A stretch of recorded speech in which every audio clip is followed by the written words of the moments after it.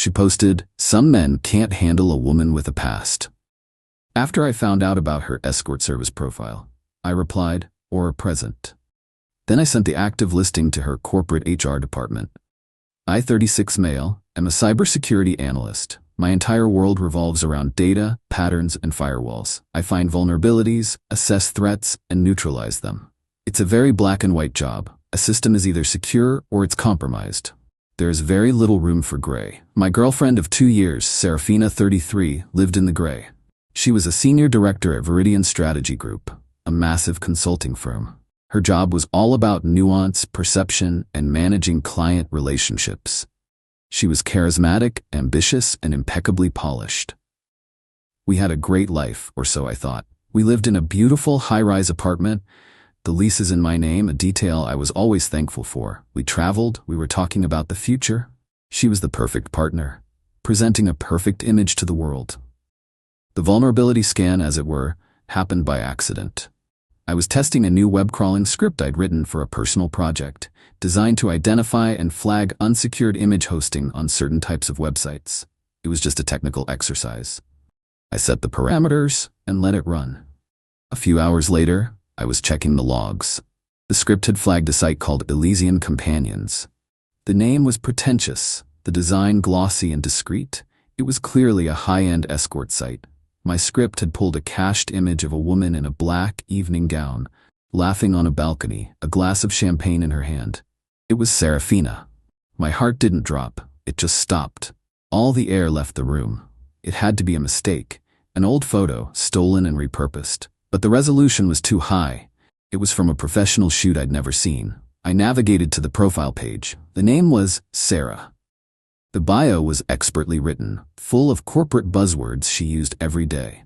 It described her as an articulate and sophisticated companion for the discerning gentleman, someone who could navigate a boardroom as easily as a black tie gala. It listed her rates.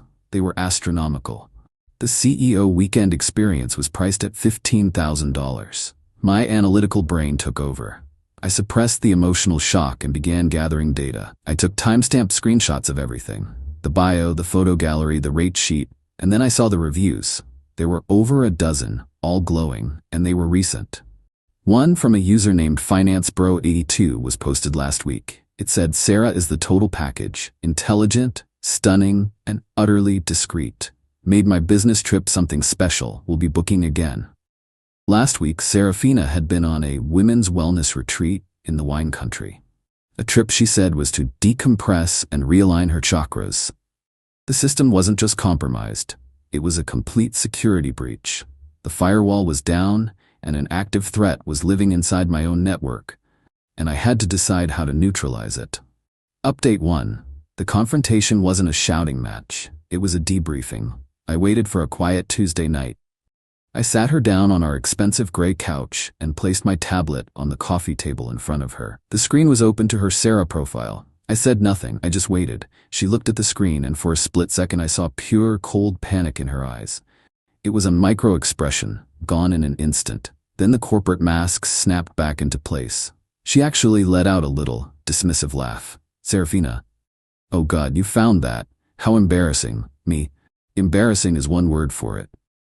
"Serafina. Liam, that's from ages ago. Before you.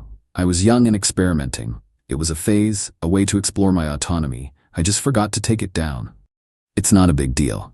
She was trying to gaslight me, to frame it as a quirky part of her wild past, and frame my discovery as an insecure intrusion. It was a masterful performance. Me. The profile lists you as available for bookings. It also has a review from last week, from FinanceBro82. He says you made his business trip something special.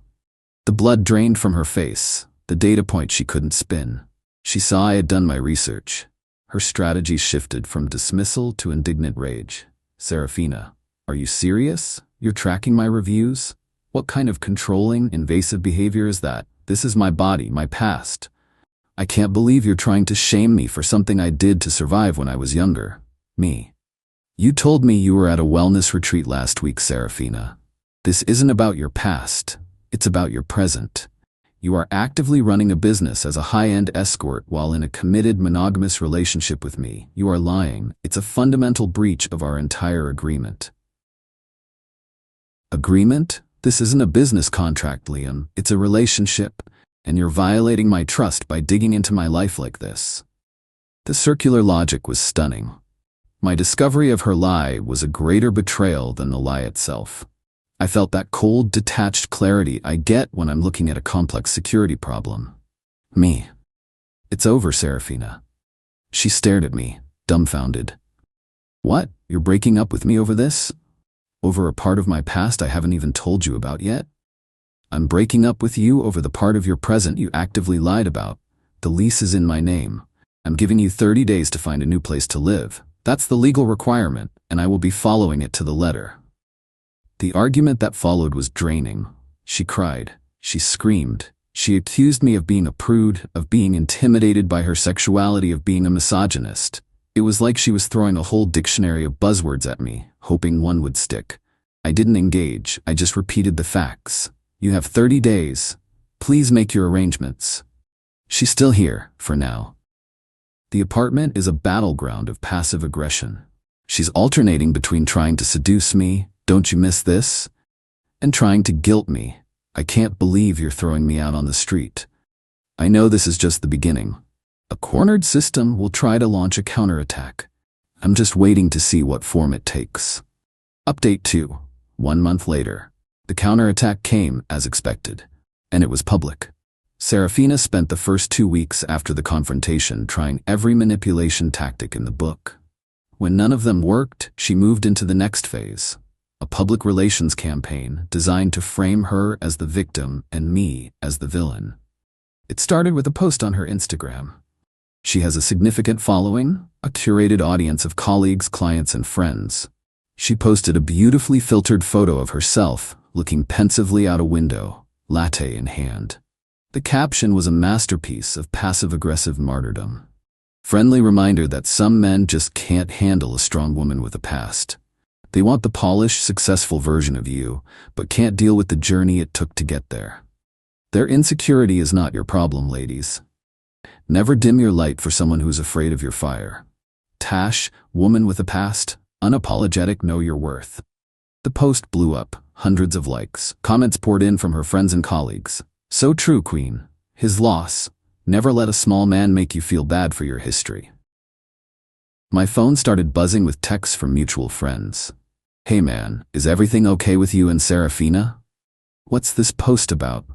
She was trying to preemptively poison the well, to control the narrative so that when our breakup became public, I was already cast as the insecure, controlling boyfriend. She was leveraging her public persona to attack my private character. For a day, I did nothing. I watched the comments roll in. I saw people who I thought were my friends liking her post. Then, I logged into my own, rarely used Instagram account. I went to her post, and under her long, flowery paragraph, I left a simple, 3-word reply, or present. The effect was immediate. A few people replied with question mark emojis. Someone asked, "What does that mean?" Serafina, I'm told, went nuclear. She deleted my comment and blocked me within minutes, but the damage was done. I had introduced a single, contradictory data point into her carefully crafted narrative. I had suggested the problem wasn't historical, but current. Her next move was entitlement. With her 30 days almost up, she confronted me. Serafina, I found a new apartment. It's a bit smaller than this place, but it will do. Me good. I'm glad you found something. I'll need you to cover the first and last month's rent, plus the security deposit. It's about $9,000. I just stared at her. I'm not going to do that. Why not? You're the one ending this. You're kicking me out. You owe it to me to make sure I land on my feet. I'm accustomed to a certain lifestyle, a lifestyle you were happy to provide. This is the least you can do for the emotional distress you've caused me. I am not responsible for the consequences of your choices, Serafina. You have a very lucrative career. 2, in fact. You can afford your own deposit. The look of pure hatred she gave me was terrifying. You will regret this, Liam. You have no idea who you're messing with. That was the moment my objective changed. My initial goal was simply to extricate myself from the relationship, to secure my own network. But her threat, combined with her public smear campaign and her outrageous financial demands, constituted a new attack. And a new attack requires a new defense, a proactive one. Final update. 5 months later, it's over. The threat has been neutralized. After her final threat, I spent a weekend thinking, not emotionally, but strategically. What was her biggest vulnerability? Her career, her entire identity, her financial stability, and her social standing were built on the pristine, high-achiever image she projected as a senior director at Viridian Strategy Group. Her side business was a direct and catastrophic threat to that image. I went to the Viridian Strategy Group's corporate website. It wasn't hard to find their global code of conduct policy. It was a long, dry PDF, but I read every word. And there it was, on page 12, section 4B. All employees, particularly those in client-facing roles, are expected to conduct their personal and professional lives in a manner that does not bring the firm into disrepute. Any outside business activities that could create a conflict of interest or pose a reputational risk to the firm or its clients must be disclosed and approved. Failure to do so is a serious breach of contract and grounds for immediate termination. It was a kill switch. I didn't want this to be a messy personal affair. I needed a clean, anonymous solution. Viridian, like most large corporations, had an anonymous ethics and compliance hotline managed by a third party. It was a whistleblower portal designed for reporting fraud or corporate malfeasance. It was perfect. I crafted the message carefully. I didn't write it as a scorned ex-boyfriend. I wrote it as a concerned, anonymous party. To Viridian Ethics and Compliance, from a concerned party. Subject: potential reputational risk and code of conduct violation, SVANCE. To whom it may concern, I am writing to anonymously report a situation that poses a significant reputational risk to Viridian Strategy Group. A senior director, Serafina Vance, appears to be engaged in an undisclosed outside business activity that is in direct violation of the company's code of conduct. Miss Vance maintains an active profile on a high-end Escort website under the alias Sarah. The profile markets her services for social and private engagements at a significant fee. Given Ms. Vance's senior client-facing role, this creates a severe potential for conflicts of interest, blackmail, and significant damage to the firm's brand integrity should this information become public.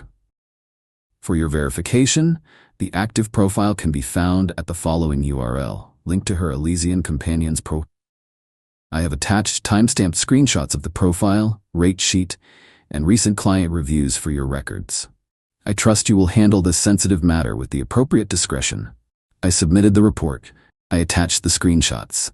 Then I closed my laptop and went for a long walk. It was done. The outcome was now out of my hands, left to the predictable, merciless logic of corporate risk management. Serafina moved out a week later. The day she left was quiet and cold. She didn't say a word. About a month after that, I heard from a mutual acquaintance. They asked if I knew what happened with Serafina. I said I didn't. They told me she had been abruptly let go from Viridian. There were rumors of a major breach of contract, but no one knew the details.